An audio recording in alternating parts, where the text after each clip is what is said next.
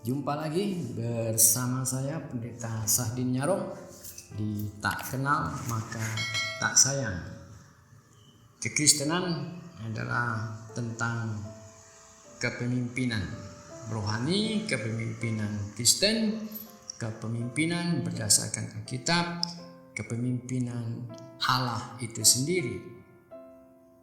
Ada 3 dimensi yang harus atau sifat mutlak dalam kepemimpinan ini.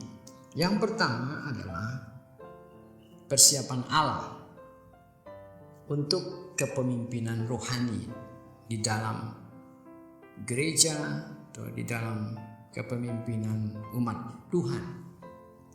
Di Perjanjian Lama kita menemukan ada contoh Yusuf, bagaimana kelahirannya, keluarganya, dia di tengah saudara-saudaranya, lalu dia meninggalkan saudara-saudaranya, terpisah dari saudara-saudaranya karena kebencian saudaranya terhadap Yusuf.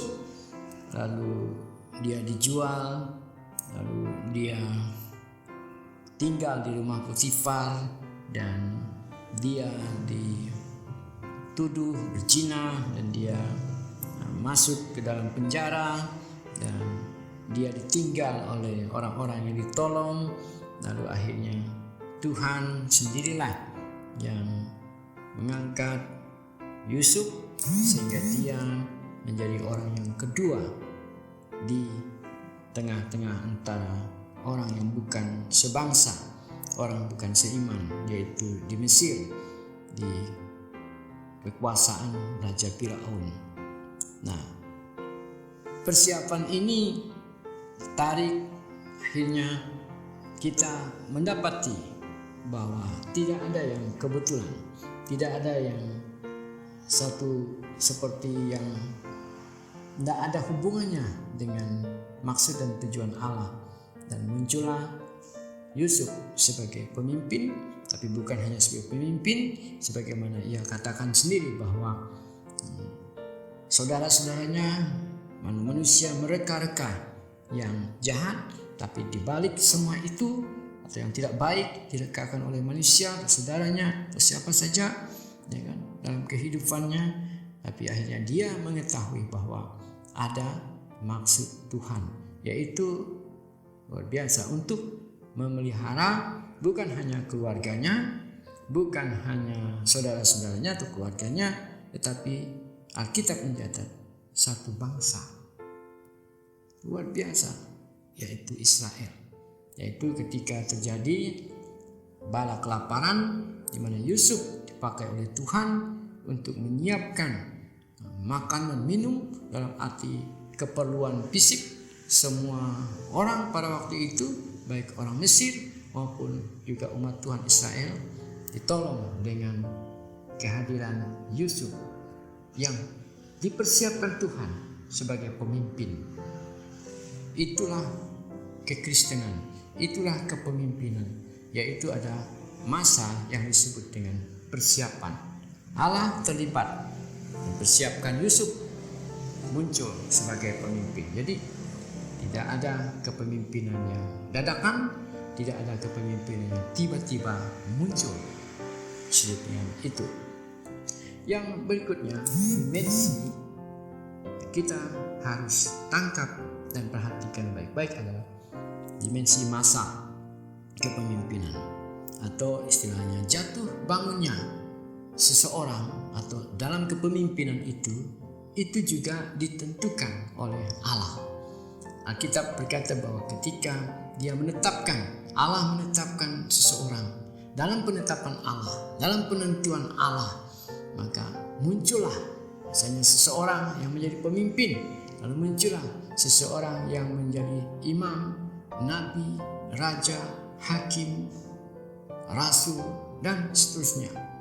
Maka itu semua ada di dalam waktu Tuhan, di mana Allah merancang semua kepemimpinan di dalam konteks kontrol Allah sendiri.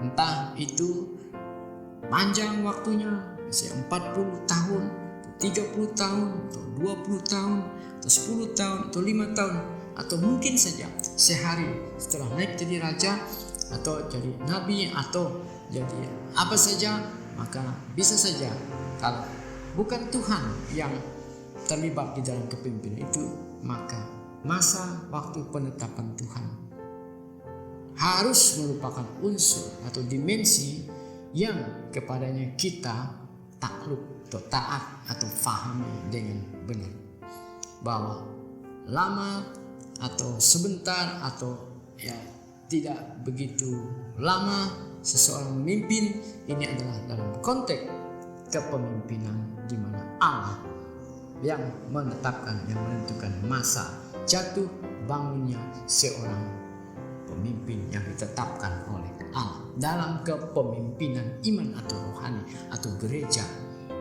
Yang ketiga, dimensi rencana Allah dalam jangka yang panjang atau estafet peralihan kepemimpinan dari satu orang kepada orang lain, dari satu imam, dari satu raja, dari satu hakim, dari satu nabi, dan seterusnya.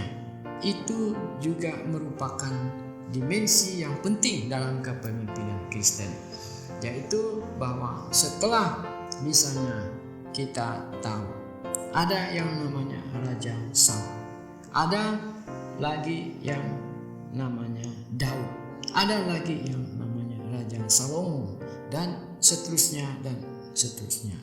Kita tahu juga sebelumnya ada Musa, estafet kepemimpinan, alih generasi, penyerahan wewenang tugas dan tanggung jawab dari Musa kepada Yosua dan seterusnya.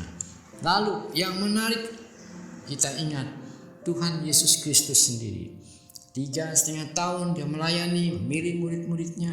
12 murid itu tahu akhirnya melayani, lalu mereka menetapkan para pemimpin yang kita kenal dengan penatua, diaken, dan di setiap kota, desa di mana Injil diberitakan ada kepemimpinan rohani yang Tuhan terlibat dalamnya, tetapi juga kepemimpinan yang terus menerus, tidak putus.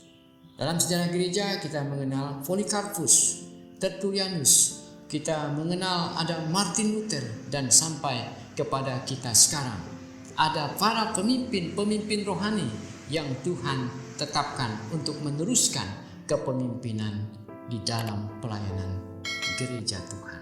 Luar biasa. Tuhan memberkati.